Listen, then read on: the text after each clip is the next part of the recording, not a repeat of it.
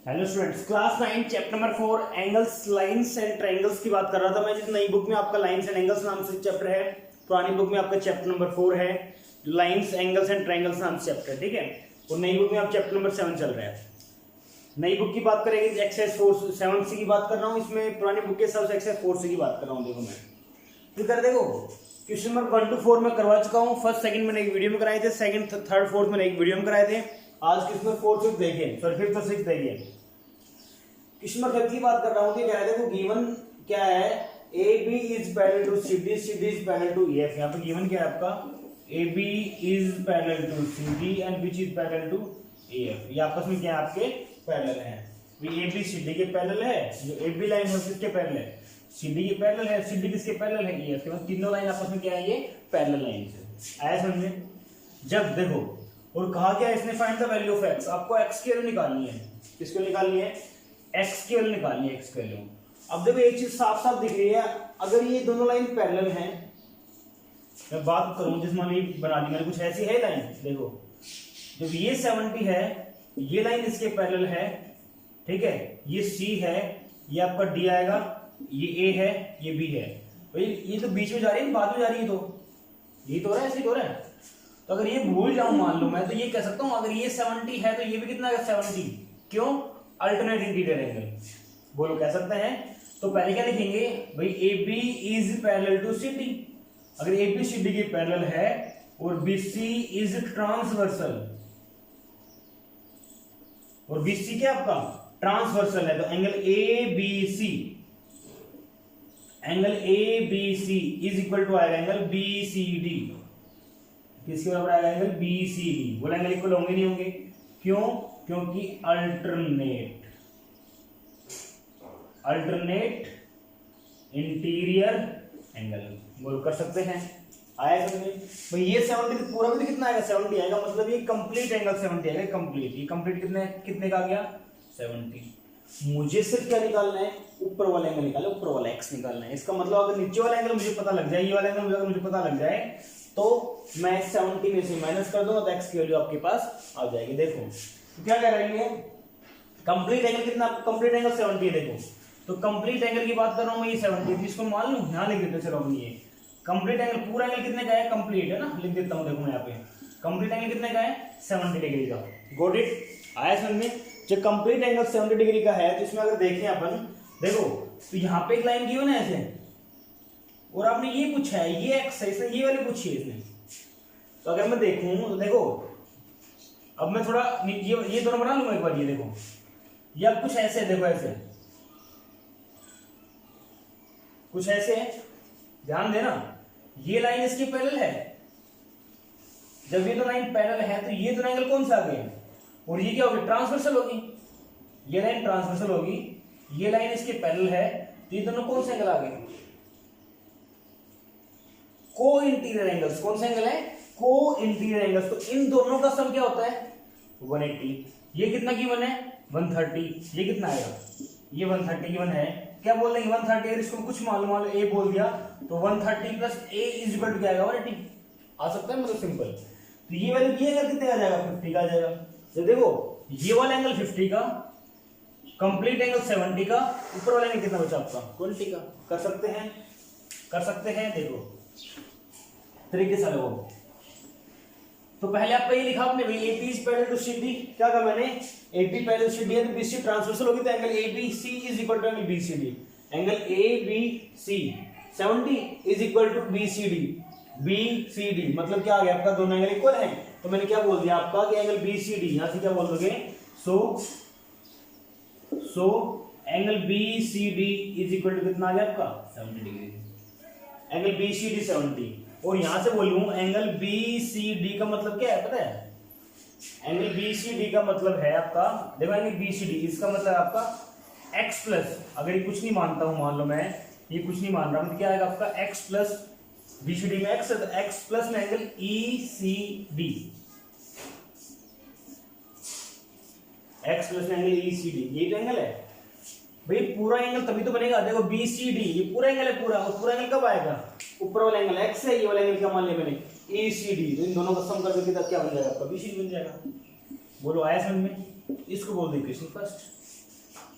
बोल सकते हैं। अब क्या बोलेंगे अपन, हम जानते हैं EF is parallel to CD, और साथ में क्या बोल देंगे, CE इज ए ट्रांसवर्सल। बोलो ट्रांसवर्सल आएगा। EF और CD पैरेलल हैं तो ये क्या जाएगा, इससे क्या जाएगा ट्रांसवर्सल। भैया हटा दो ना ये, तो ये लाइन आई आपकी, ये वाली लाइन, ये लाइन तो आई आपकी, तो ये दोनों क्या होगा ट्रांसवर्सल। तो इन दोनों एंगल का सम कितना आएगा 180।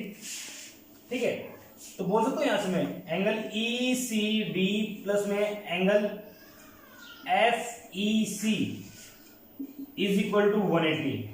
क्यों? क्योंकि sum of co-interior angle, sum of co-interior angle कितना होता है 180।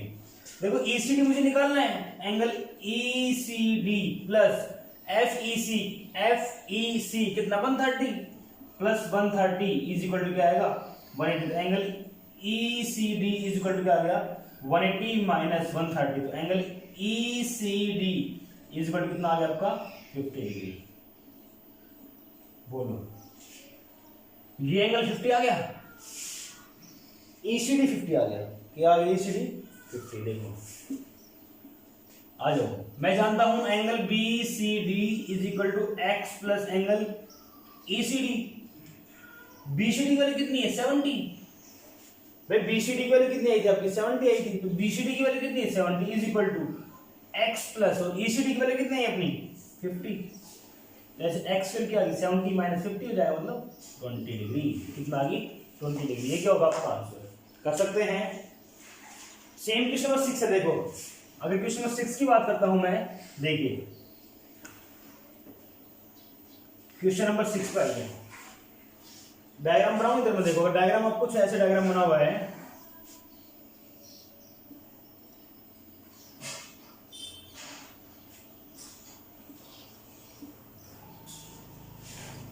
यहाँ पे बोला गया D है, यहाँ पे बोला गया B है, ये A बोला गया, ये C बोला गया, और ये बोला गया 20 डिग्री। ठीक है, सॉरी E, और ये बोला गया 20 डिग्री। देखो ये गिवन है, और आपका ये एंगल x बोला गया है, x की आपको वैल्यू निकालनी है, ये एंगल आपको 130 है। बोलो find the value of x। AB is parallel to CD। क्या गिवन है, AB और CD पैरेलल है, जो गिवन है वो लिख लो पहले कि AB is parallel to CD। लिखना लास्ट क्वेश्चन में वो ये बताया मैंने पहले से तरीके से करना है। पहले से तो गिवन दैट, जो गिवन था वो लिखना है पहले कि AB is parallel to CD, CD is parallel to EF, पूरा लिखना है। ये इतने डिग्री का है, ये इतने डिग्री का है, पूरा लिखना है। टू प्रूफ में क्या आएगा आपका find the value of x, और प्रूफ कहां से करना है, जो मैंने स्टार्ट करवाया वहां से करना है। ठीक है, गिवन दैट और टू प्रूफ खुद से लिखना है आपको। तो क्या क्या गिवन है, AB is parallel to CD। ठीक है, बट अब अगर मैं देखूं तो यहां से x के निकालने का चांस नहीं बनता। कैसे, ना तो कोई ट्रायंगल बन रही, ना कोई ट्रांसवर्सल दिख रही, कोई चांस नहीं बन रहा। तो क्या करें, देखो इसमें एक तरीका बता सकता हूं मैं, क्या कि अगर मैं कुछ कंस्ट्रक्शन कर लूं, मतलब मैं बोल देता हूं कि इसके पैरेलल AE के पैरेलल मैंने एक लाइन ड्रॉ कर दी जो AE के पैरेलल है, PQ मैंने एक लाइन ड्रॉ कर दी, इसमें लिख देंगे कंस्ट्रक्शन में draw a line PQ which is parallel to AE।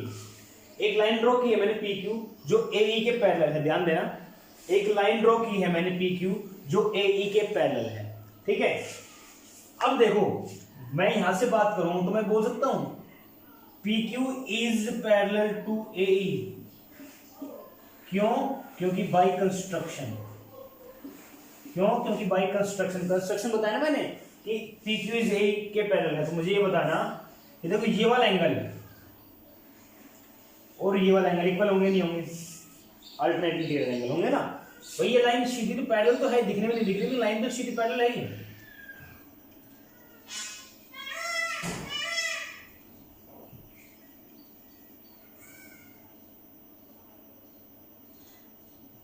ठीक है, ये एंगल ये लाइन बिल्कुल पैरेलल, ये एंगल तो इक्वल आएंगे। तो यहां से बोल सकता हूं क्या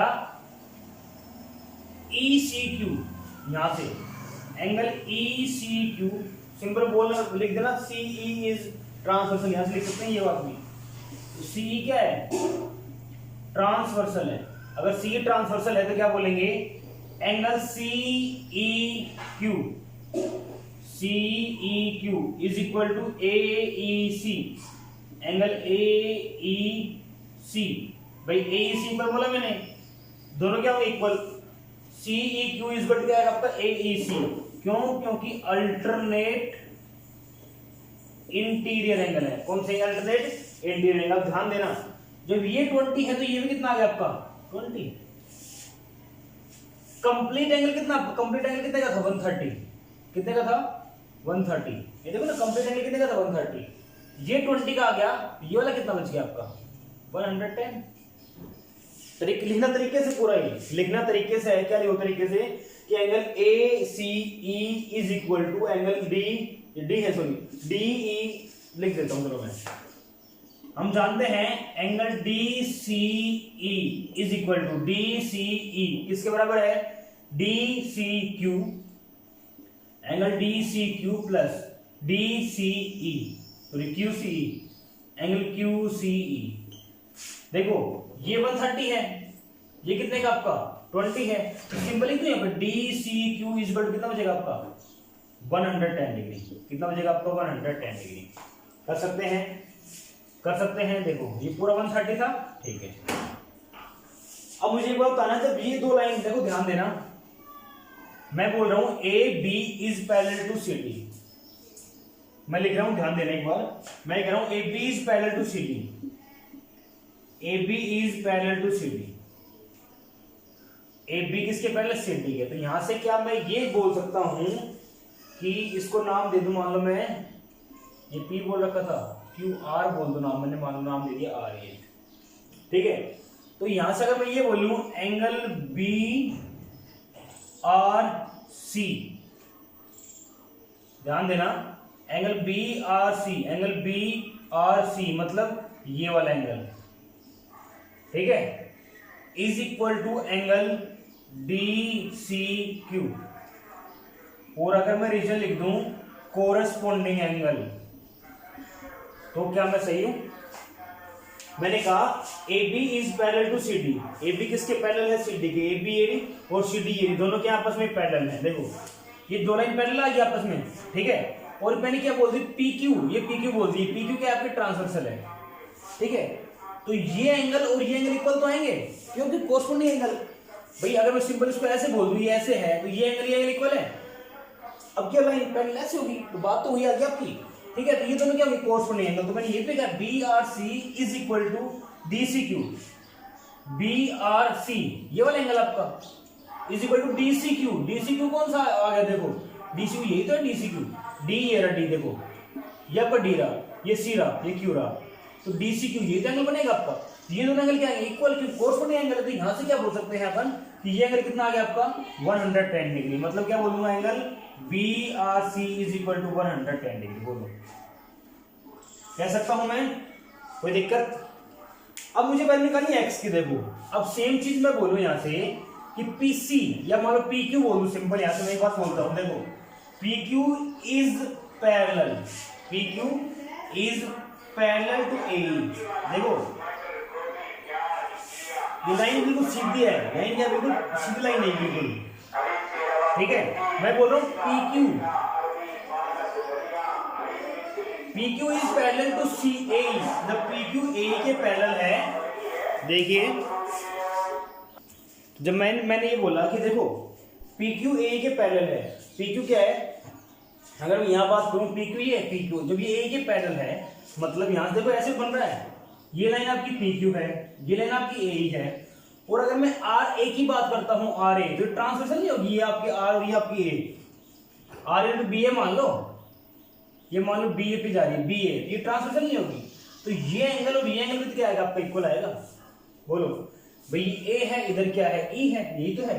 तो यहां से बोल सकता हूं सिंपल में कि angle BRC is equal to, जो आपका एंगल BRC था वो बराबर होगा किसके? RAE के, एंगल RAE के बराबर होगा। बोलो या फिर सिंपल RAE बोल दो, या सिंपल इसके बराबर बोल दो, x के बराबर बोल दो। RAE x तो है आपका, x के बराबर होगा। तो ये 110 डिग्री है, x इज इक्वल टू क्या आएगा 110। यहां पे क्या आएगा? रीजन कोरस्पॉन्डिंग, क्या है आपका? कोरस्पॉन्डिंग एंगल साइन आया। समझे? x की वैल्यू क्या आ जाएगी 110, देखिए कंप्लीट 130 था, ये इसके अल्टरनेट इंटीरियर एंगल, ये 20 तो ये 20, ये 23 का आ गया आपका 110 आ गया। जब ये 110 हुआ तो ये क्या हो जाएगा 110 कोरस्पोंडिंग एंगल है आपके, और जब ये 110 है तो ये भी क्या आएगा आपको 110 कोरस्पोंडिंग एंगल। ठीक है, तो क्वेश्चन नंबर 5 और 6 मैंने करवा दिए। फिर भी कोई डाउट कोई क्वेरी है you can ask me. Thank you.